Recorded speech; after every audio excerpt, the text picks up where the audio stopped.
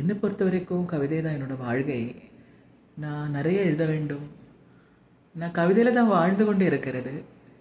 பொறுத்த வரைக்கும் ஒரு கிட்டத்தட்ட 2016ஆம் ஆண்டுக்கு என்னோடய முதல் எழுத்துகள் மலையாள மொழியில் வந்தது. அதுக்கு பின்னால் நான் நிறைய ஹிந்தி, ஆங்கில மொழிகளில் பள்ளி காலத்தில் இருந்து எழுதி வந்தனர். ஆனால் ஒரு 2016ஆம் ஆண்டுக்கு நான் சுற்றும் பார்க்கும்போது எனக்கு என்ன நினைவு வந்ததுன்னா, திருநங்கை விஷயம் அது வந்து எழுதப்படும்போது ரொம்ப கேவலமாக ஒரு ஐயோ அவர் அப்படி பிறந்தேன், கடவுள் அவர் அப்படி வாழ விட்டார்களோ, நம்ம அவரை வந்து கொஞ்சம் ஒரு தயையோடு தான் பார்க்க வேண்டும், அப்படி நிறைய எழுத்துக்கள் நான் பார்த்து கொண்டே இருந்தது.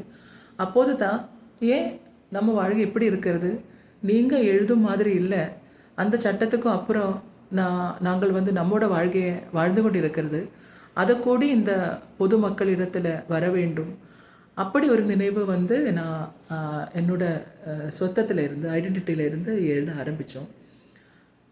2018ஆம் ஆண்டுக்கு என்னோட முதல் புத்தகம் தெய்வத்தின் மகள் மலையாளத்தில் வெளிவந்தோம். அதுக்கப்புறம் நிறைய புத்தகங்கள், ஆண் நதி, மல்லிகா வசந்தா, அது என்னோட ஆத்மகதை.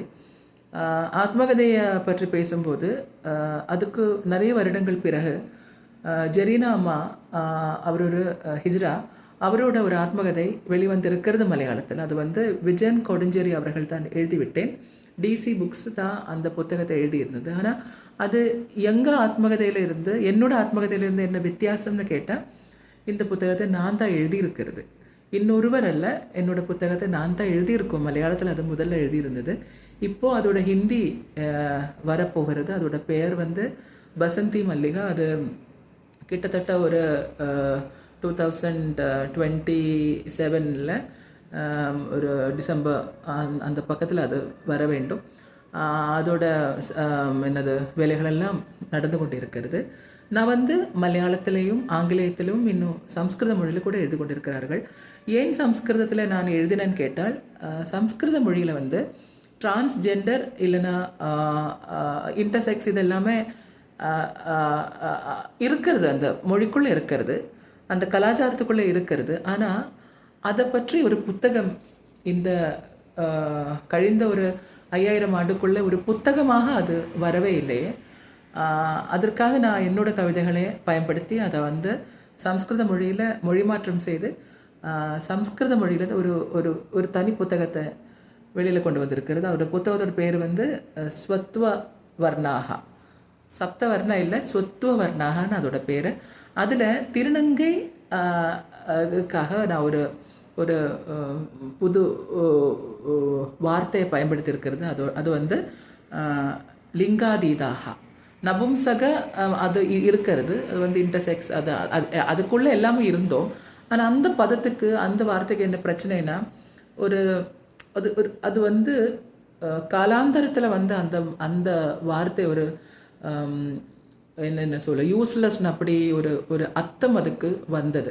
ஆனால் இப்படி லிங்காதீதாக இன்னொரு பதம், அப்படி ஒரு வார்த்தையை நான் பயன்படுத்தும் போது அது கேட்க மக்களுக்கும் நான் அப்படித்தான் இருக்கேன், எனக்கும் கொஞ்சம் குணங்கள் இருக்கிறது, எனக்கும் கொஞ்சம் கௌரவம் இருக்குது அந்த வாழ்க்கையில், அப்படி ஒரு தோன்றல்.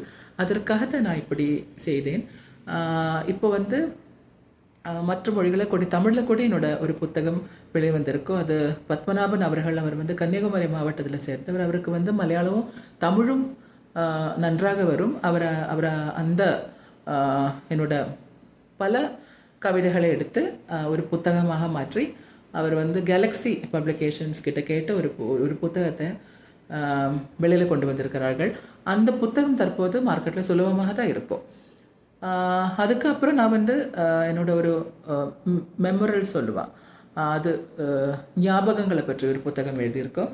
அது வந்து வினயபூர்வம் விஜயராஜ மல்லிகா அந்த பேரில் 2026 வந்தது. அது என்னோட வந்து 14th or 15th, I don't remember, 14 இல்லை 15 அப்படி தெரியல, அந்த புத்தகம் இருக்கும். அதுக்கப்புறம் மெரடின் ஆஃப் லவ், அது வந்து ஒரு கிட்டத்தட்ட மலையாளம் ஆங்கிலேயம் மொழிகள் இரு மொழிகளிலும் எழுத வந்த ஒரு காவிய புத்தகம். அதுக்கப்புறம் தான் இந்த புதிய புத்தகம் வந்திருக்கிறது. அந்த புத்தகத்தை நீங்கள் படிக்க வேண்டும். த்வீபின் உள்ளிலே த்வீப்னா அதோட பேர். அப்போது வணக்கம், தேங்க்யூ.